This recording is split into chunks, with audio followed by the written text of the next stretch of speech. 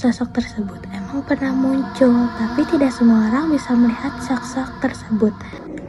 Assalamualaikum warahmatullahi wabarakatuh. Halo guys, sebelumnya perkenalkan nama aku Amiata Syafana dari kelas 10-4. Nah, di sini aku mau ceritain tentang pengalaman horor.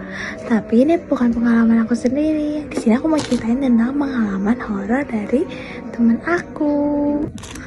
Sebelum aku cerita, kira-kira kalian tahu nggak sih apa yang mau aku ceritain kali ini? Nah, sebelumnya kalian suka dengar gak sih tentang penunggu-penunggu di SMP salah satu di kota Bandung? Kalau belum, sini aku ceritain. Tapi sebelum aku cerita, jangan lupa kalian simak sampai habis ya. Pada hari Kamis yang sangat indah, sekitar pukul jam 5 subuh, datang seorang siswi yang kita panggil aja Ceta. Ceta datang ke sekolah sangat pagi karena dia berangkat bersama ibunya yang sekalian ingin pergi ke pasar. Karena Ceta datang sangat awal dan sangat pagi, dia harus menunggu di depan gerbang sekitar 20 menitan untuk menunggu satpam. Nah, setelah dia menunggu kurang lebih 20 menit, satpam datang yang biasa kita sebut dengan Pak Rusdi. Pak Rusdi datang dan dia bertanya kepada Ceta, "Ceta, tumben jam segini udah datang?" Tuh Ceta, "Iya, tadi saya kesini bersama ibu saya ingin ke pasar." Setelah ngobrol, Pak Rusdi membuka gerbangnya. Lalu Ceta duduk di depan pos, sedangkan Pak Rusdi masuk ke dalam pos. Ceta duduk di depan pos sambil menunggu teman-temannya. Yang tak lama ia melihat seorang siswi yang melewati depan dia, tapi siswi itu tidak ngomong, tidak apa. Rasa penasaran Ceta yang membawa dia untuk mengikuti siswi tersebut hingga ke lantai 2 ke kelas 7F. Meski Ceta kaget, dia tetap terus berjalan menuju kelasnya, yaitu yang berada di lantai 3. Setelah dia sampai kelasnya, dia meletakkan tasnya di kursi dia. Kursi dia posisinya ada di paling belakang, jadi dia menyimpan tasnya di paling belakang. Karena dia merasa sendirian dan sepi, dia duduk di meja guru di paling depan. Saat Ceta sedang main HP di meja guru, Ceta merasa sedang diawasi.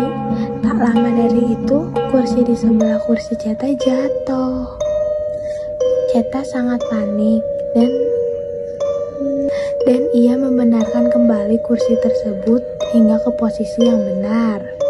Tak lama dari itu, kipas di kelas Ceta tiba-tiba nyala sendiri. Ia mencoba untuk tenang, tapi hati dia tidak tenang, dan dia juga mencoba untuk ngechat teman-teman kelasnya untuk cepat datang ke kelas. Saat Ceta mencoba untuk menenangkan diri dia dengan cara mengechat teman-temannya, tiba-tiba lampu kelas dia ikut padam.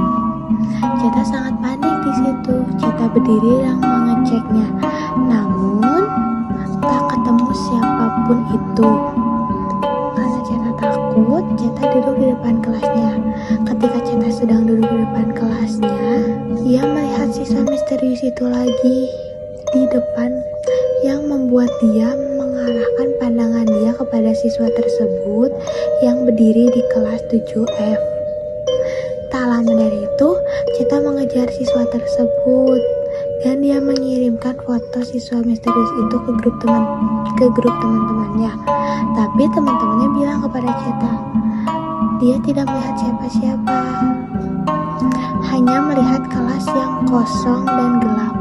Ternyata pas Ceta sampai bawah, tidak ada siswi tersebut dan dia juga merasa udah cukup jarang untuk balik ke kelasnya. Sebelum dia menuju ke kelasnya, di antara lantai 2 dan lantai 3 terdapat toilet yang berderetan. Di situ Ceta masuk ke dalam toilet tersebut dan dia ngaca di depan toilet. Di sini sebelumnya aku mau deskripsiin tentang toiletnya.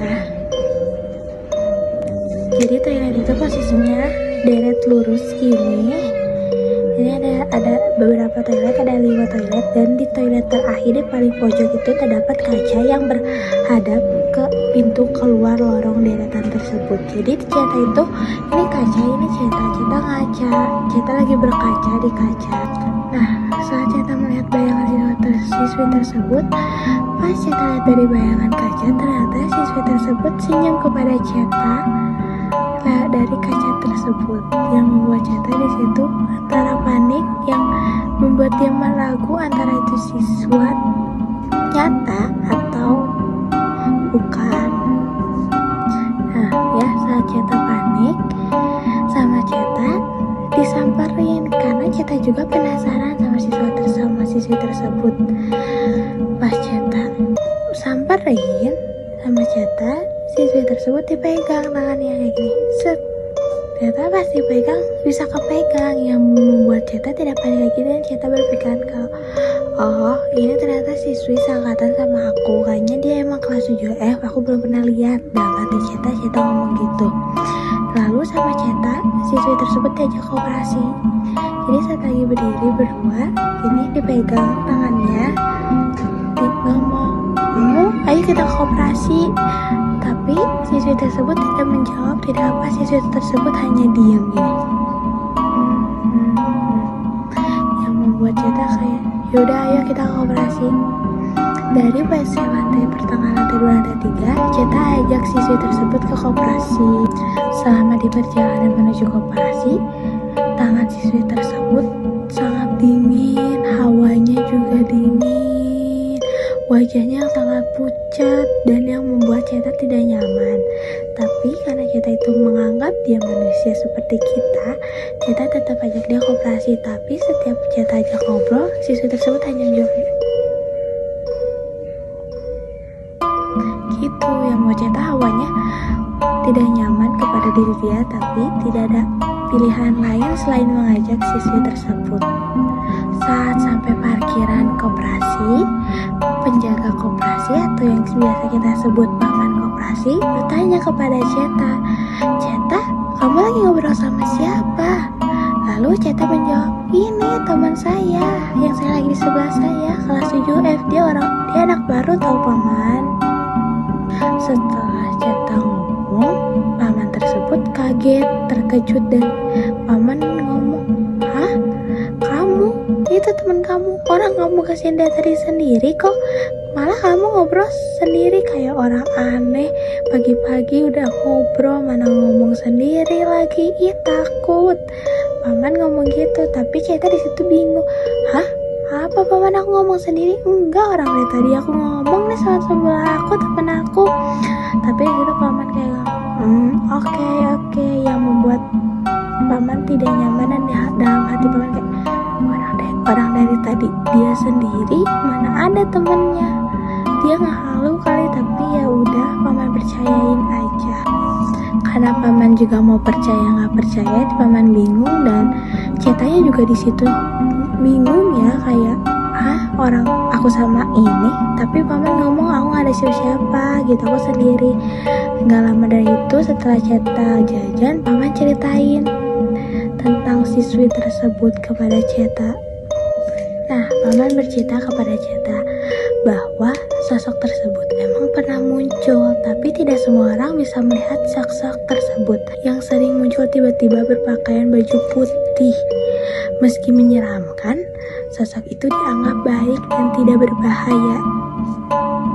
Jadi menurut paman, Ceta tidak perlu takut tentang hal itu. Dia baik, dia tidak menyakitkan, dan dia tidak berbahaya. Jadi Ceta tidak perlu panik, tidak perlu takut dengan sosok tersebut. Setelah paman menjelaskan, di situ Ceta deg-degan. Dia merasa ingin pulang, tidak mau melewatkan hari ini, perjalanan hari ini, karena dia merasa wow, dia takjub, dia takut. Kok aku bisa sih ketemu sosok seperti itu? Kok bisa sih aku yang ngalamin gitu? Dan Ceta juga disitu mikir, semua ini terjadi sangat cepat dan tidak ada lagi yang bisa melihatnya kecuali diri dia. Bahkan paman penjaga sekolah juga tidak ada yang bisa melihat selain dia yang melihat, yang membuat dia sangat ketakutan, yang ingin pulang ke rumah. Seru dan menegangkan gak kata kalian? Apa menurut kalian ini hanya imajinasi Ceta ya? Atau benar-benar sosok penunggu gak sih? Tulis pendapat kalian dan pengalaman kalian tentang sosok atau penunggu yang ada di sekolah kalian juga ya. Aku penasaran. Siapa tahu kan kalian juga pernah ngalamin selain Ceta yang ngalamin. Jangan lupa like, comment, and subscribe supaya kalian tidak ketinggalan info-info mistis selanjutnya. Sampai jumpa di video selanjutnya ya. Dadah, bye-bye guys.